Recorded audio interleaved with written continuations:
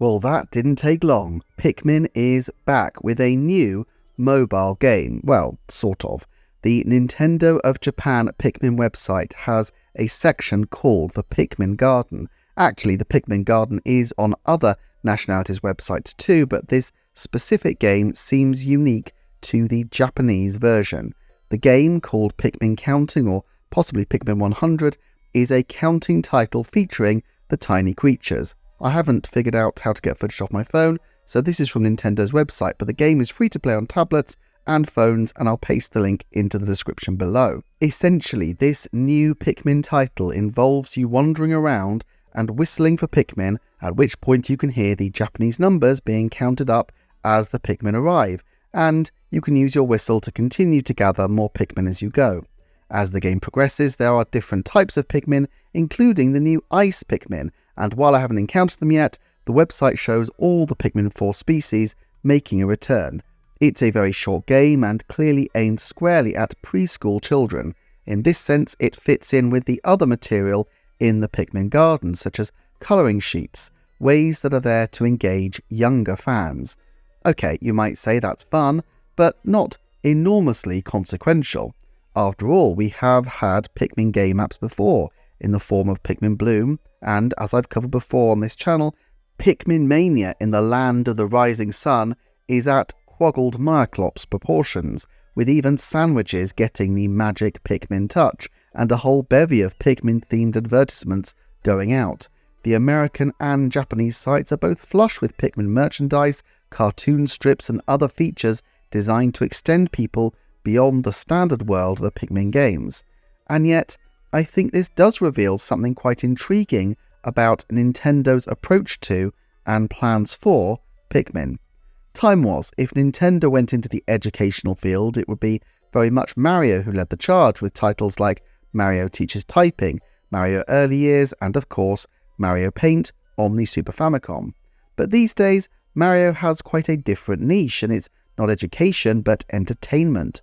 I'm not saying there'll never be some kind of edutainment Mario product again.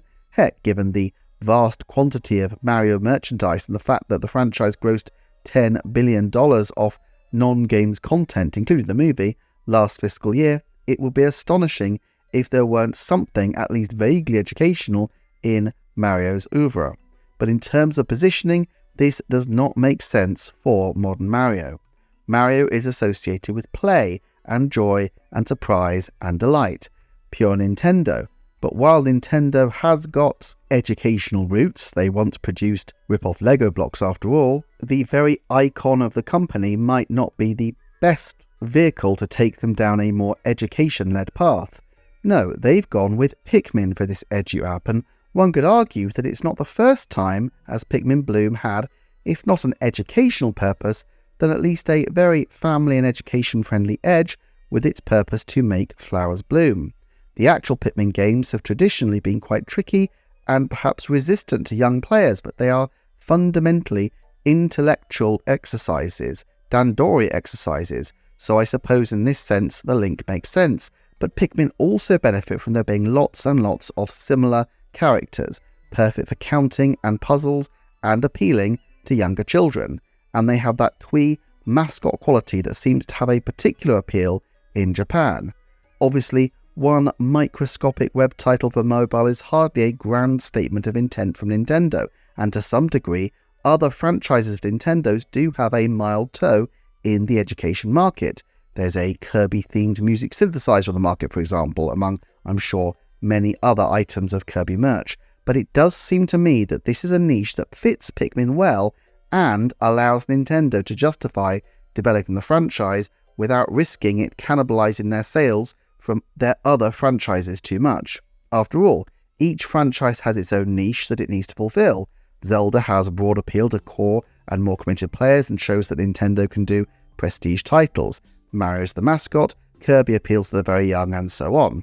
Now, this Pikmin title could just be a weird one-off for Nintendo and they may have nothing more planned, but I find this a little improbable. Shigeru Miyamoto has been trying to evolve Pikmin for years, and I think the company will have a very clear strategy for how they want to position and evolve this franchise going forward, especially off the back of the outsized success of Pikmin 4. in Japan at least, where it sold over 3 million copies. Having an educational thrust makes sense, especially when you think about the kind of intellectually focused title Pikmin is. More than Mario, Zelda and Pokemon, it really is a title that prioritizes thinking skills in a very clear sense. This also gives the opportunity for Nintendo to make a lateral move in terms of merchandising into the large and lucrative Japanese stationery market. Japan's stationery market has grown and grown in recent years. Sakae Yoshida, the executive director of the Japan Writing Instruments Manufacturers Association, explained why in an interview with the Japan Forward website. In the past, he said, there were stationery manufacturers in Europe and the United States. However, many went out of business due to the spread of inexpensive Chinese-made products. Those that survived have mostly stopped developing stationery. Perhaps what defines domestic manufacturers is their ability to consistently introduce new products without being phased out. Stationery exports have been a factor. Of course, the other element of Japan and its stationery success is its quality, with companies like Muji developing a very successful international fan base. I'm not saying that this is where Pikmin is headed, but it would seem to be an obvious direction for the Dandori-focused daredevils to take if Nintendo decided they wanted to keep going down this educational route. Now, there is some risk here as educational stationery demand is contracting in Japan, despite the popularity of the exports. The fringe effects of declining demographics of play, it would seem. But nevertheless, if Nintendo can put the little Pikmin in the corners of notebooks and on rulers and coloured pens, they stand to take Pikmin from a niche little title to a mega profitable merch empire. If it works for Hello Kitty, why not for everyone's favourite Pikmin? And the thing is, I can see how Splatoon or Pokemon or even Mario might not be seen as educational and might be resisted by parents buying merchandise for their children. But the twee little Pikmin are associated not with collecting or playing or competition, but rather with Dandori, of preparing and executing a plan. What better thematic link to desktop organisers and pens and any other potential litany of Japanese stationery options?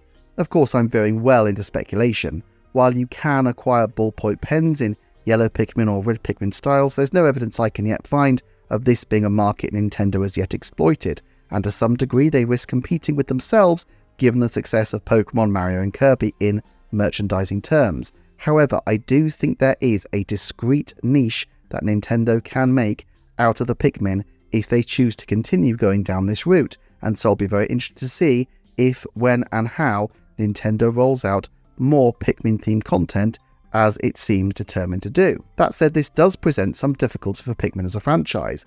While Kirby and even Mario Kart are very clearly designed to be both appealing and, in particular, accessible to even very young players, I would not have said even Pikmin 4, surely the most accessible game in the series so far, would be of this nature. So sure, they can build up an affinity among young players for the Pikmin characters, but where does this passion go when parents are looking for a game that their young ones can play?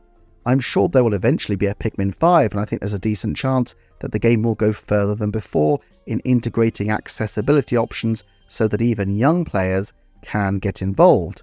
I think the sweet spot for Nintendo games is always having a low threshold of entry but a very high skill ceiling of challenge, and Pikmin 4 did this pretty well, but there's always scope for Nintendo to consider how to scale the challenge in a way that works for all players. Around the time of Pikmin 4's release, a Nintendo interview with Shigeru Miyamoto included his reflections on the reputation of the Pikmin games for being difficult. He said, of the first 3 titles in the series, personally, I've always wondered, why haven't they exploded more in sales even though they're so much fun to play?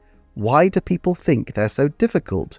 He then added, I think people find Pikmin difficult for 2 reasons, the controls and the depth of gameplay. I spent a long time mulling over how we could convey these points as interesting rather than difficult. Focusing on the appeal of Pikmin as intellectually improving but basically fun little creatures makes sense as part of this reorientation, but what does this tell us about future games?